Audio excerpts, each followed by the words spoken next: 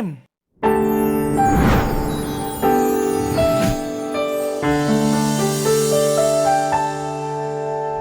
Hai, Assalamualaikum warahmatullahi wabarakatuh dan salam sejahtera. Apa khabar semua? Cikgu harap semua penonton dan murid-murid berada dalam kesihatan yang baik dan sentiasa menjaga kebersihan diri, okey? Baik, murid-murid, hari ini murid-murid akan bersama-sama dengan Cikgu Muhammad Fazli bin Ahmad, Guru Bimbingan dan Kaunseling Kolej Tingkatan 6 Tunku Abdul Rahman Putra, Sabak Bernam, Selangor. Dalam slot kaunselor anda Didik TV KPM, Cikgu nak cerita tentang ciri-ciri pelajar cemerlang. Okey, baik. Bila bercerita tentang pelajar cemerlang ni murid-murid, ini adalah impian semua orang. Semua orang ataupun semua murid-murid nak jadi pelajar cemerlang. Siapa yang tak nak jadi cemerlang kan? Sebab cemerlang inilah nanti yang dikatakan akan menentukan kejayaan diri kita nanti kan. Jadi memanglah impian nak jadi pelajar cemerlang, nak jadi murid-murid yang cemerlang ini adalah impian semua orang yang belajar. Okey, bukan saja murid-murid tetapi juga sesiapa sahaja yang dalam alam belajar. Okey, jadi cikgu nak ceritakan kepada murid-murid hari ini tentang ciri-ciri pelajar cemerlang ataupun ciri-ciri murid yang cemerlang. Okey, baik. Jadi bila nak cerita pasal cemerlang ni murid-murid, memanglah yang pertama sekali kita kena tengok dan kena nilai adalah moral dan akhlak yang baik. Okey, yang ni makna kata para pelajar ataupun murid-murid, kalau katakan nak jadi pelajar yang cemerlang ini, kita kena ada akhlak yang baik, kena ada moral yang tinggi. Kerana apabila kita menuntut ilmu, perkara yang sangat penting adalah adab. Yang ni bila kita ni ada adab yang baik, adab yang sopan, menghormati guru dan sebagainya, murid-murid, ilmu yang akan disampaikan itu nanti insya-Allah lebih mudah kita nak dapat. Kerana apa? Kita mendapat keberkatan daripada ilmu yang akan diberikan oleh guru, ataupun ilmu yang akan disampaikan oleh guru. Kalaulah kata kita ni pelajar yang tak baik ataupun pelajar yang ataupun murid-murid yang mungkin nakal dalam kelas, macam mana kita nak dapat ilmu yang cikgu nak bagi? Mungkin kita ni jadi pelajar ataupun jadi murid-murid yang sentiasa dimarahi oleh guru. Maka ilmu yang nak disampaikan oleh guru itu nanti tak berkat dan sebagainya. Itulah kita kata pentingnya menjaga adab ataupun menjaga akhlak yang baik apabila kita berhadapan dengan guru. Kita kena tumpukan sepenuh perhatian di dalam kelas ataupun di dalam pelajaran kita. Okey. Baik. Cikgu, sekarang ini kita tak masuk kelas. Kita hanya duduk di rumah. Yang ini lagi satu cabaran sebenarnya. Apabila kita belajar di rumah secara PDPR ini, macam mana kita nak menumpukan perhatian dalam pelajaran? Okey, baik. Sekarang ini kita ada banyak, persekitaran kita ni ada banyak gangguan. Kita ada TV, kita ada smartphone, kita ada handphone, ada komputer dan sebagainya. Apabila kita belajar, cikgu akan kongsikan beberapa ciri mengenai macam mana nak dapatkan tumpuan ataupun perhatian dalam pelajaran sewaktu kita belajar dengan banyak gangguan kat tepi-tepi ni kan. Okey. Baik, yang pertama, kita kena cari tempat belajar yang sesuai. Ni kena cari tempat belajar yang sesuai lah. Kalau kat rumah kita tu kita biasa belajar dalam bilik, adakah bilik tidur? Adakah bilik tidur itu sesuai untuk kita belajar? Mungkin tak sesuai. Jadi para pelajar ataupun murid-murid kena cari tempat yang sesuai untuk kita belajar supaya kita dapat tumpukan perhatian sepenuhnya semasa kita belajar. Baik. Selepas itu, kita kena juga sediakan semua bahan yang kita nak belajar pada hari tersebut sebelum kita mulakan pembelajaran. Sebelum kita mulakan pembelajaran. Baik, sebab nanti bila kita tengah belajar, contohnya cikgu tengah mengajar, cikgu tengah mengajar, tiba-tiba pen tak adalah, kertas tak adalah, pensil tak adalah, barulah kita nak cari dan sebagainya, itu adalah mengganggu. Jadi dia akan mengurangkan tumpuan kita terhadap pelajaran, ataupun terhadap pengajaran oleh guru. Kemudian yang ketiga, kita kena cari juga kawan belajar. Cari kawan belajar. Kawan belajar ni walaupun sekarang ni yelah cikgu, sekarang kita tak boleh keluar rumah. Macam mana kita nak cari kawan belajar? Baik, kawan belajar ni kita boleh juga hubungi melalui WhatsApp, melalui Telegram dan sebagainya. Jadi semasa kita belajar itu, kita kena cari juga kawan untuk kita belajar ataupun untuk kita untuk kita lebih menumpukan perhatian terhadap pelajaran kita. Baik. Semasa kita belajar juga, antara cara kita nak menumpukan perhatian adalah kita kena ada juga makanan-makanan ataupun snack-snack yang sesuai. Bukanlah makna kata makanan-makanan yang tidak sihat ya. Jangan. Kena pilihlah mungkin ke kacang-kacang tu kan. Ataupun air yang sesuai. Jangan pula minum air berkarbonat, air yang tak sihat. Nanti menjadikan kita lebih tak sihat dan sebagainya. Kita lebih baik kita minum air kosong. Tetapi apabila kita nak menumpukan pelajaran nak menumpukan perhatian dalam pelajaran kita tu, kita kena ada juga makanan-makanan sedikit lah, makanan-makanan yang ringan, supaya sambil kita belajar tu kita dapat makan ataupun kita dapat minum, supaya fokus kita terus kekal dalam pelajaran itu. Baik, murid-murid, semasa kita belajar juga, kalau kita nak dapat tumpuan, kita kena juga ambil masa untuk berehat. Sebab kita ni bila duduk kat rumah PDPR contohnya, kita terlalu lama duduk di hadapan komputer. Jadi selepas beberapa minit, mungkin selepas 45 minit, pelajar boleh rehat lebih kurang 10 minit. Belajar 45 minit, rehatlah 10 minit. Rehat ni dalam banyak keadaan lah. Mungkin boleh bangun sekejap, gerak-gerakkan tangan dan sebagainya. Okey? Tapi kena ingat 10 minit je. Kalau lebih 10 minit, nanti dia dah jadi malas nak sambung belajar pula. Kena ingat tu. Kemudian, sewaktu belajar, para pelajar atau murid-murid, sewaktu belajar, kena rangsang sentiasa motivasi diri ini. Motivasi diri. Okey? Makna kata, sedang kamu belajar tu, tiba-tiba datang rasa malas. Bila datang je rasa malas, kena cakap pada diri, kamu kena belajar, awak kena belajar supaya awak berjaya nanti. Kena rangsang macam tu.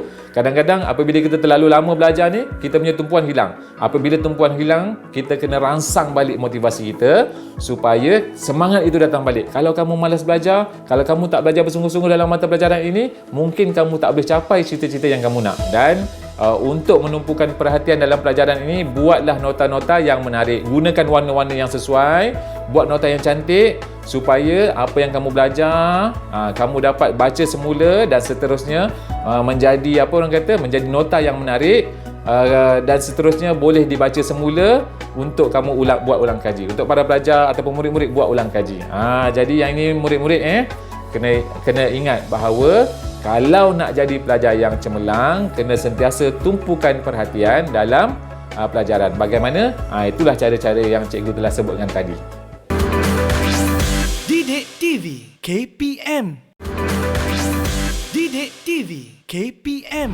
Nak jadi pelajar yang cemerlang, nak jadi murid-murid yang cemerlang, murid-murid perlu mengulang kaji pelajaran.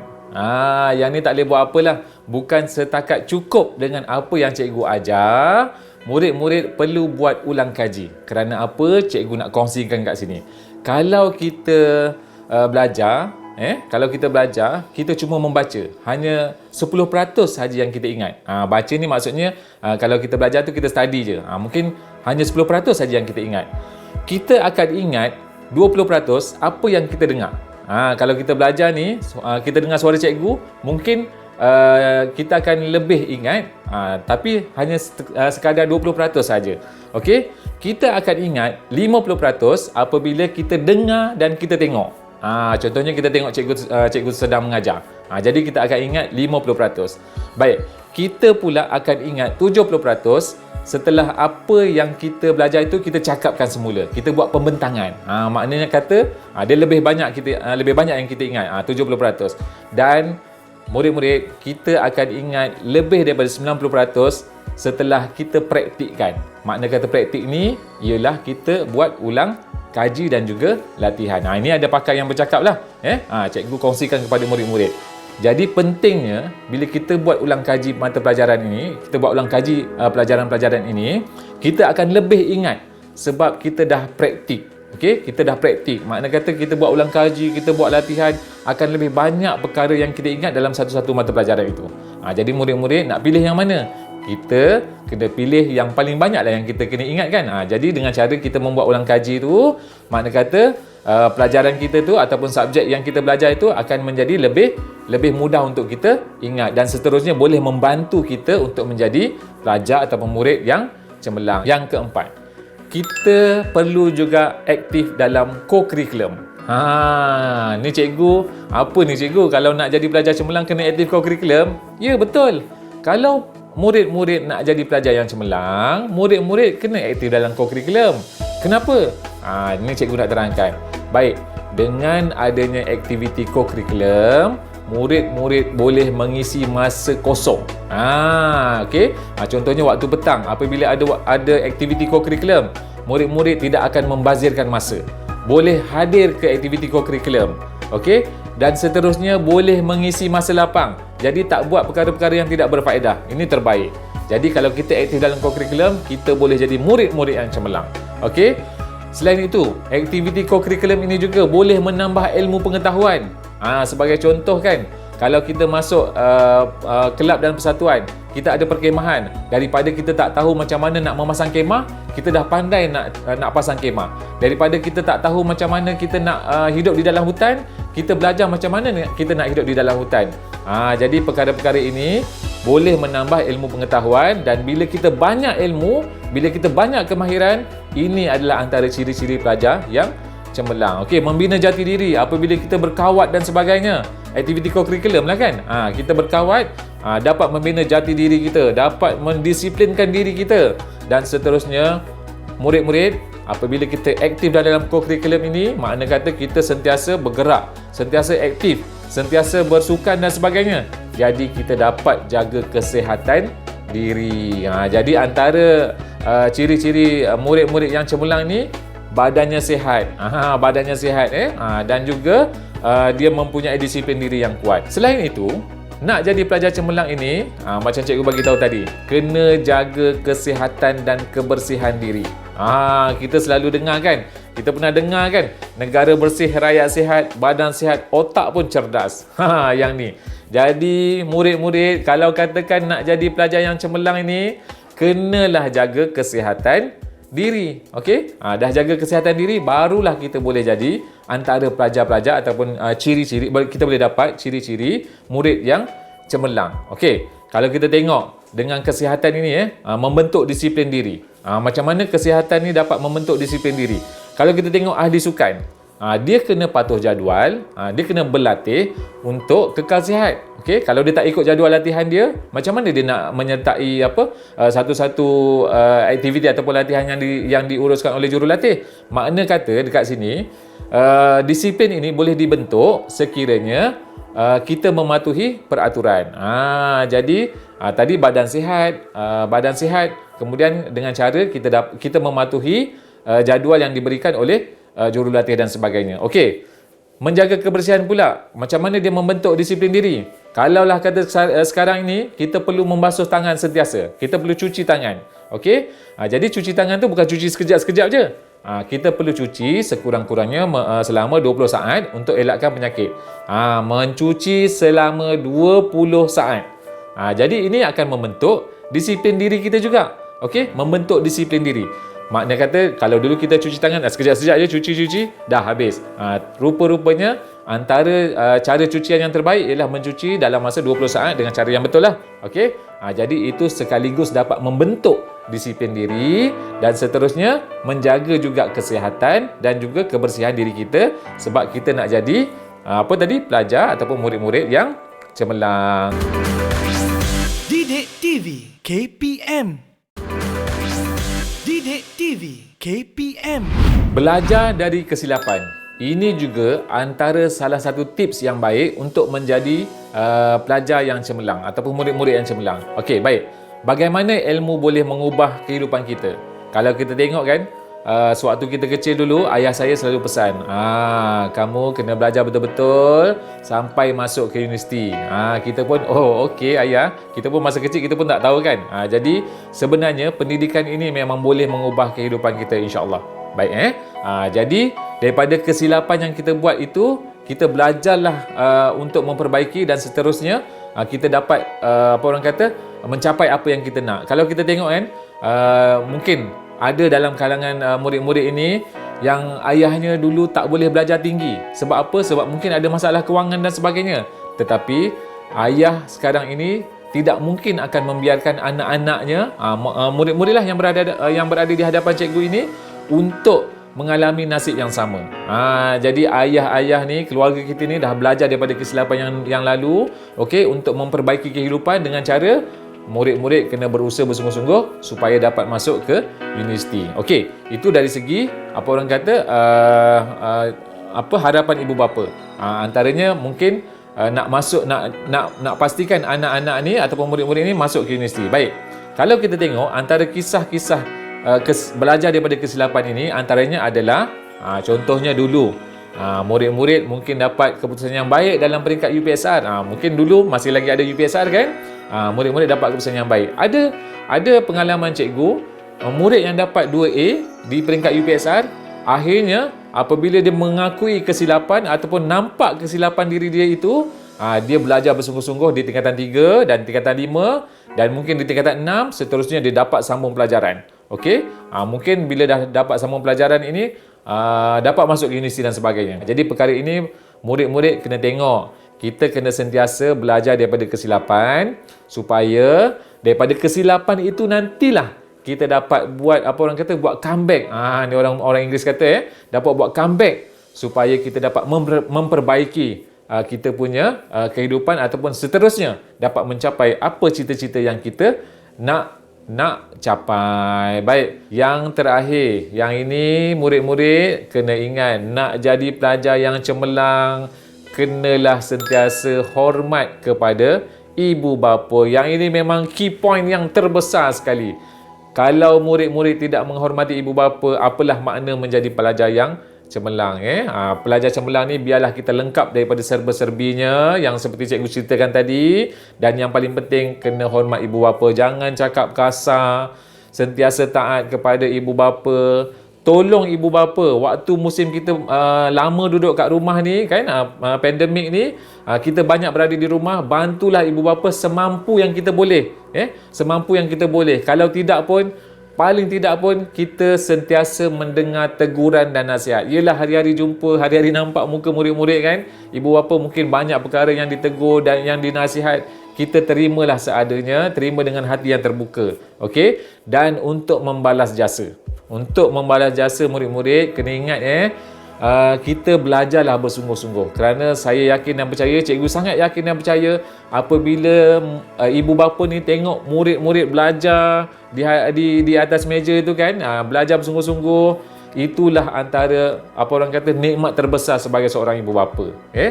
Jadi murid-murid kena sentiasa belajar bersungguh-sungguh, kena sentiasa hormat ibu bapa, kerana ini adalah antara ciri yang sangat penting untuk menjadi pelajar-pelajar yang cemerlang, untuk menjadi murid-murid yang cemerlang.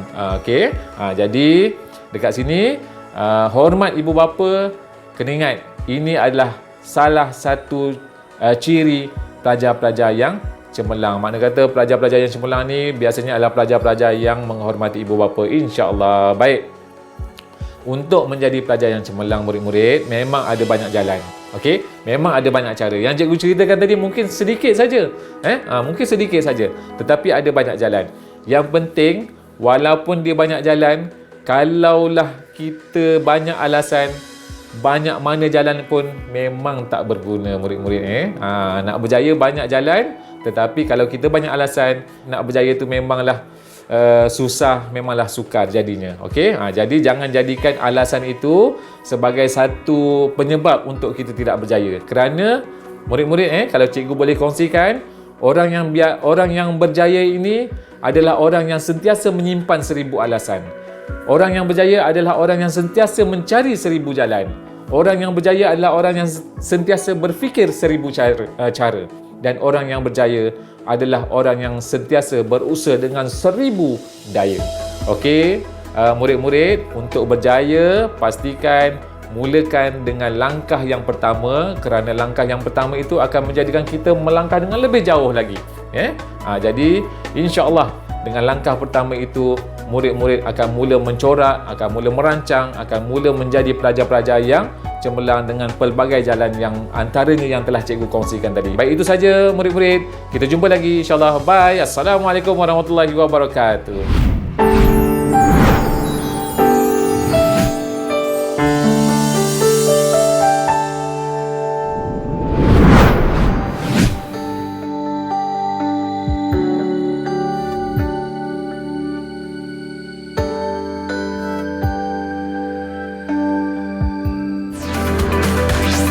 Didik TV TV, KPM